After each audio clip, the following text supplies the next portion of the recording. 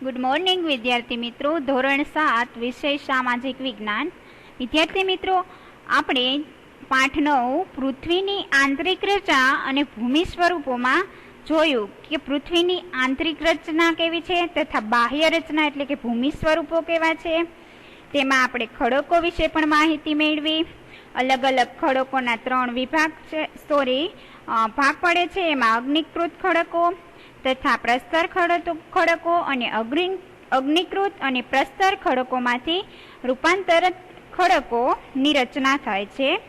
ત્યારબાદ આપણે ખડક ચક્ર વિશે પણ માહિતી મેળવી કે ખડક ચક્રને લીધે જે જ્વાળામુખી પ્રસ્ફોટન થાય છે તેની પ્રક્રિયા વિશે પણ આપણે માહિતી મેળવી।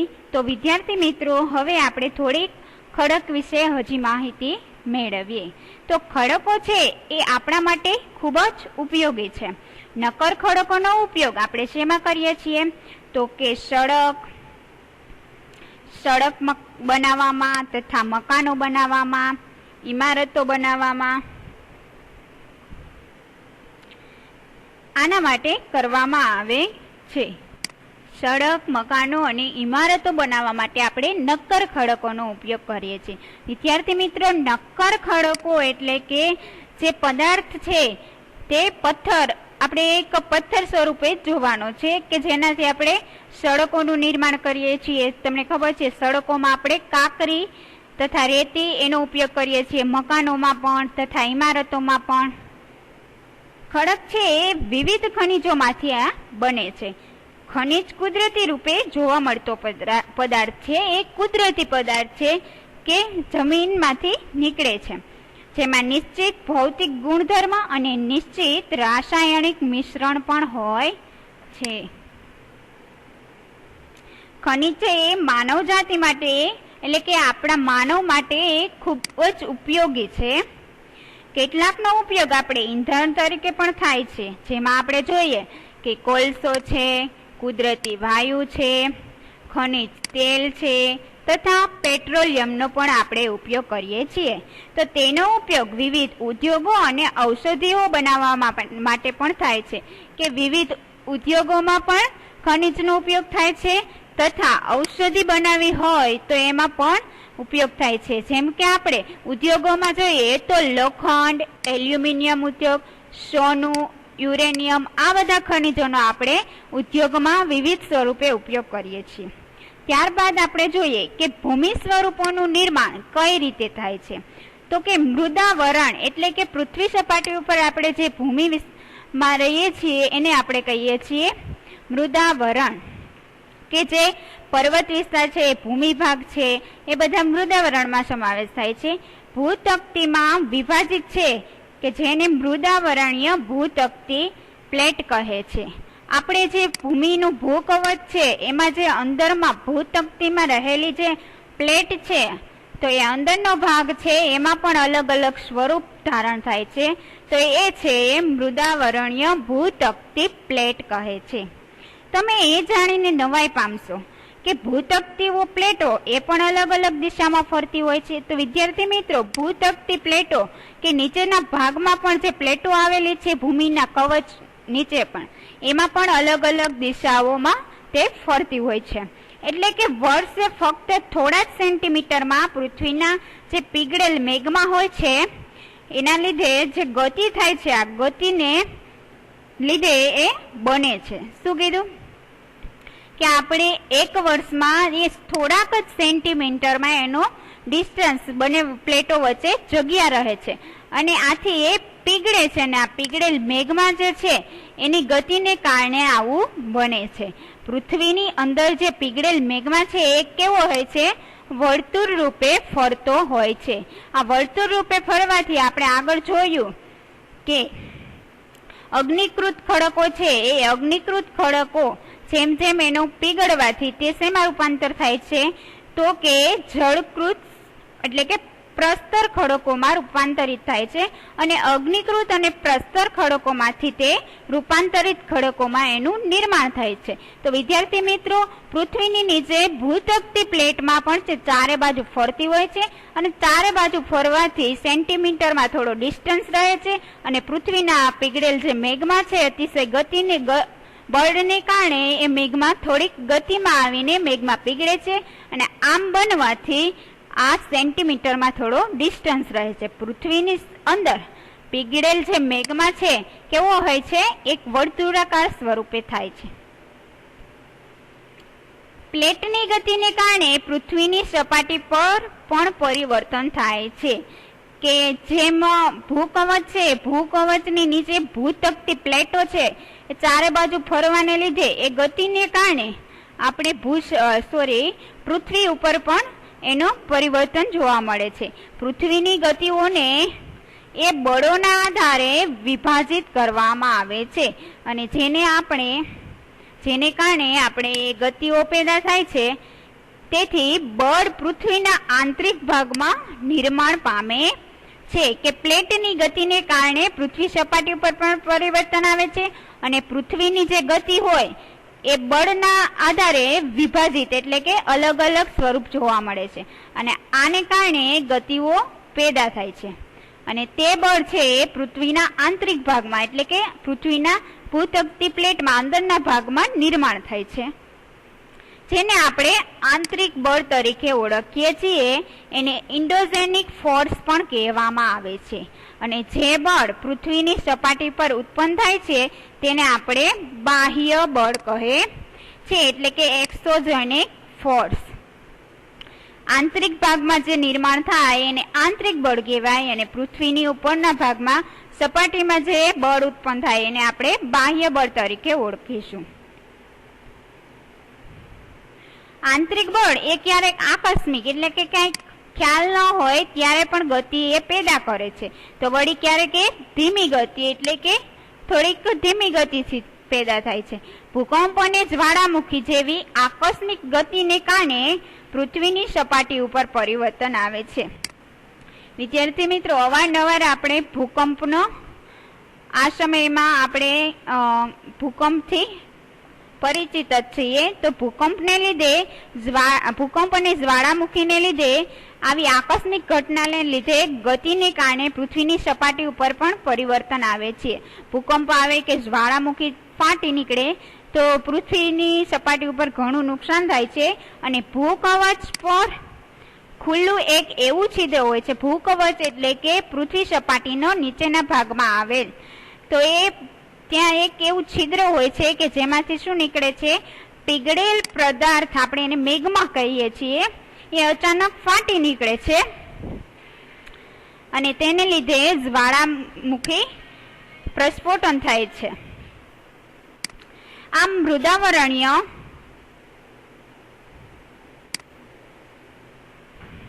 મૃદાવરણીય ભૂતકતી પ્લેટો કે જે પૃથ્વી સપાટીની નીચે આવેલી છે, ભૂતકતી પ્લેટોની ગતિશીલતા એટલે કે જે ચારે બાજુ ફરતી રહે છે ભૂતકતી પ્લેટો એની ગતિશીલતા છે. આને લીધે પૃથ્વી સપાટી ઉપર શું થાય છે, કંપન થાય છે અને આ કંપન તેના કેન્દ્ર બિંદુ હોય એ કેન્દ્રની ચારે બાજુ કરે છે કે કેન્દ્ર હોય તો કેન્દ્રની ચારે બાજુ આપણે ભૂકંપ અનુભવીએ છીએ. આ કંપનને આપણે શું કહીએ છીએ, ભૂકંપ કહીએ છીએ. અને ભૂકવચની નીચે જે સ્થાન હોય છે કે જ્યાંથી કંપન એટલે કે ભૂકંપ ચાલુ થાય છે તેને આપણે શું કહીએ છીએ, ભૂકંપનું ઉદ્ગમ કેન્દ્ર કહેવામાં આવે છે કે જ્યાંથી ભૂકંપની શરૂઆત થઈ હોય એ કેન્દ્ર બિંદુને આપણે ભૂકંપનું ઉદ્ગમ કેન્દ્ર બિંદુ કહીએ છીએ. આ કંપન ઉદ્ગમ કેન્દ્રના બહારની તરફ તરંગો રૂપે ગતિ કરે છે. એટલે કે ઉદ્ગમ કેન્દ્ર ક્યાં આવેલું હોય છે, તો પૃથ્વી સપાટીના નીચેના ભાગમાં. અને આ ઉદ્ગમ કેન્દ્રના બહારની તરફ શું કરે છે, તરંગો ફેલાવે છે એટલે કે ભૂકંપ આવે છે. ઉદ્ગમ કેન્દ્રના નજીકના સપાટીના કેન્દ્ર હોય એને આપણે અધિકેન્દ્ર તરીકે ઓળખીએ છીએ કે જ્યાં ઉદ્ગમ કેન્દ્ર કે જ્યાંથી ભૂકંપ આવવાનું શરૂઆત થઈ એની બાજુનું જે કેન્દ્ર હોય એને અધિકેન્દ્ર કહેવાય છે અને એ અધિકેન્દ્રને નિર્ગમન કેન્દ્ર તરીકે પણ આપણે ઓળખીએ. તો એ અધિકેન્દ્રના જે સૌથી નજીકના જે ભાગ એટલે કે સ્થળો હોય ત્યાં શું થાય છે, ભૂકંપને કારણે વધુ નુકસાન થાય છે અને અધિકેન્દ્રથી અંતર વધતા એટલે કે અધિકેન્દ્રથી થોડોક આગળના સ્થળે જતા અંતર વધતા તે ભૂકંપની જે તીવ્રતા છે એ ધીરે ધીરે શું થઈ જાય છે, ઓછી થતી જાય છે. તો વિદ્યાર્થી મિત્રો, ઉદ્ગમ કેન્દ્ર અને નિર્ગમન કેન્દ્ર જ્યાં હોય ત્યાં ભૂકંપની તીવ્રતા સૌથી ઝડપ એટલે કે સૌથી વધુ હોય છે અને અધિકેન્દ્રથી થોડાક આગળના વિસ્તારોમાં સ્થળે જેમ જેમ તીવ્રતા ઓછી ધીરી પડતી જાય છે. ત્યારબાદ ઉપરાંત ભૂકંપની આગાહી સંભવ નથી એટલે કે ભૂકંપની આગાહી સંભવિત કરી શકાય નહીં, પરંતુ જો આપણે પહેલેથી જ સાવચેત રહીએ અને સાવચેત હોઈએ તો તેની અસર આપણે ચોક્કસપણે ઘટાડી શકીએ છીએ.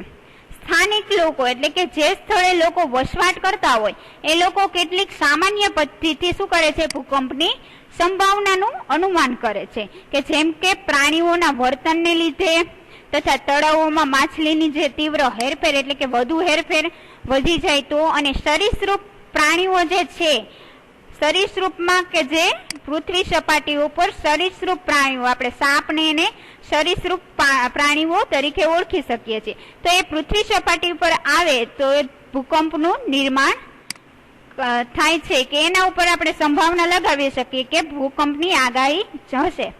હવે છે મુખ્ય ભૂમિ સ્વરૂપો. ઘસારણ અને ધોવાણને લીધે પરિવહન અને નિક્ષેપણ જેવી પ્રક્રિયા દ્વારા ભૂસપાટી ઉપર સતત બદલાતી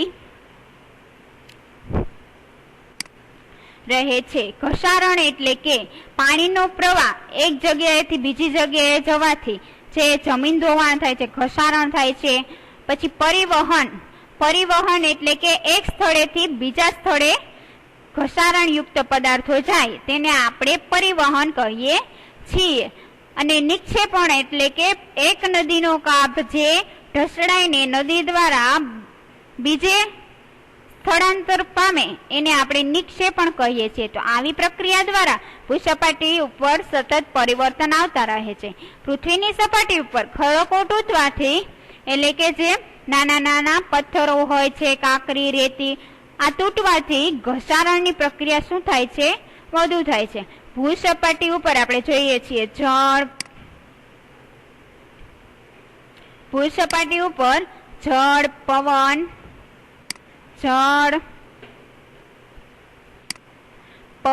જળ એટલે કે પાણીનો પ્રવાહ, પવન, હિમ જેવા વિભિન્ન ઘટકો દ્વારા થતા ક્ષયને લીધે ઘસારણ થાય છે કે પવન અને જળ વગેરે ઘસારણ યુક્ત પદાર્થોને એક સ્થળેથી બીજા સ્થળે લઈ જઈ શકીએ છીએ.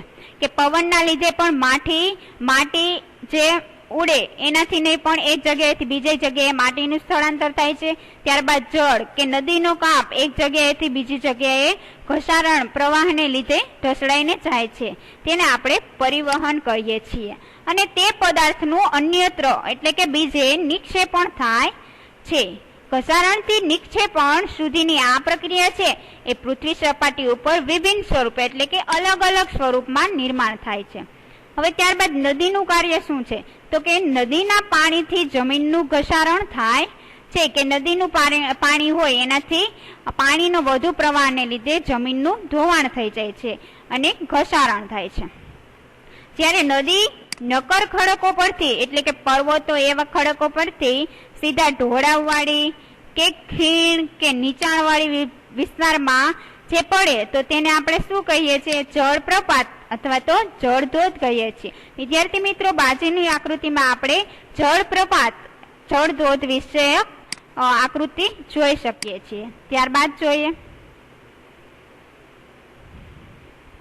જ્યારે નદી મેદાનીય ક્ષેત્રમાં પ્રવેશ કરે એટલે કે સાવ સપાટ મેદાન હોય એમાં નદી પ્રવેશ કરે તો તે વળાંકવાળા માર્ગ પર વહેવા લાગે છે.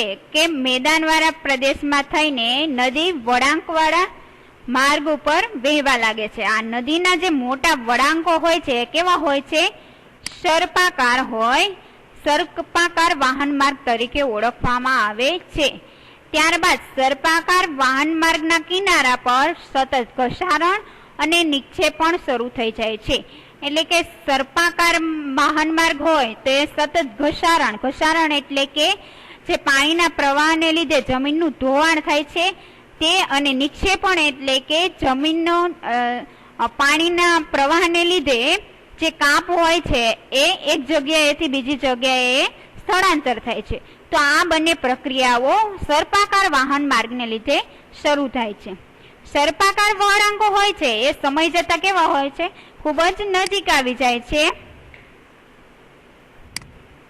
અને લગભગ ઘોડાની નાળ જેવો આકાર એનો થાય છે, જે અર્ધવર્તુળાકાર ધારણ કરે છે. વિદ્યાર્થી મિત્રો, આપણે અહીંયા આકૃતિમાં ઘોડાની નાળનો આકાર જોઈએ છીએ. આ અવસ્થામાં જ્યારે નદીમાં પૂર આવે ત્યારે નિક્ષેપણથી જ વળાંક વચ્ચેના ભૂમિભાગોથી નદી પ્રવાહથી કપાઈ જાય છે. કે આ જે ઘોડાની નાળ જેવો આકાર થાય છે ત્યારે નદીમાં પૂર આવે છે અને ત્યાંથી પૂર આવવાને લીધે શું થાય છે? નિક્ષેપણ એટલે કે એક નદીનો કાપ જે બીજી જગ્યાએ જમા થાય છે. આ નિક્ષેપણને લીધે જે વળાંક વચ્ચેના ભૂમિભાગો હોય છે કે નદી વહેતી હોય એના વચ્ચેના જે વળાંક આવતા હોય, તો જે વચ્ચે જે ભૂમિભાગ હોય છે એમાં નદી પ્રવાહથી શું થાય છે? નદી પ્રવાહ કપાઈ જાય છે અને નદી તે એના લાંબા માર્ગને છોડીને કેવો માર્ગ પકડે છે? સીધો માર્ગ ગ્રહણ કરે છે. નદીના છોડેલા જે નળાકાર ભાગમાં પાણી રહી જાય છે અને તેને આપણે કેવા નળાકાર સરોવર તરીકે ઓળખીએ છીએ. ક્યારેક નદી પોતાના કિનારાથી બહાર વહેવા લાગે છે અને બહાર વહેતા પરિણામે નજીકના જે વિસ્તારો હોય ત્યાં પણ કાંપ અને અન્ય પદાર્થોનું નિક્ષેપણ થાય છે, કાંપ જમા થાય છે અને તેને આપણે પૂરના મેદાનો કહીએ છીએ કે પૂર દ્વારા એ કાંપનો જમા થયો. આથી પૂરના મેદાનો, કારણ કે નદી પોતાના પ્રવાહથી વહેતી જાય છે અને નદીનો પોતાનો પ્રવાહ હોય એનાથી પણ બહાર વહે છે. આથી મેદાનો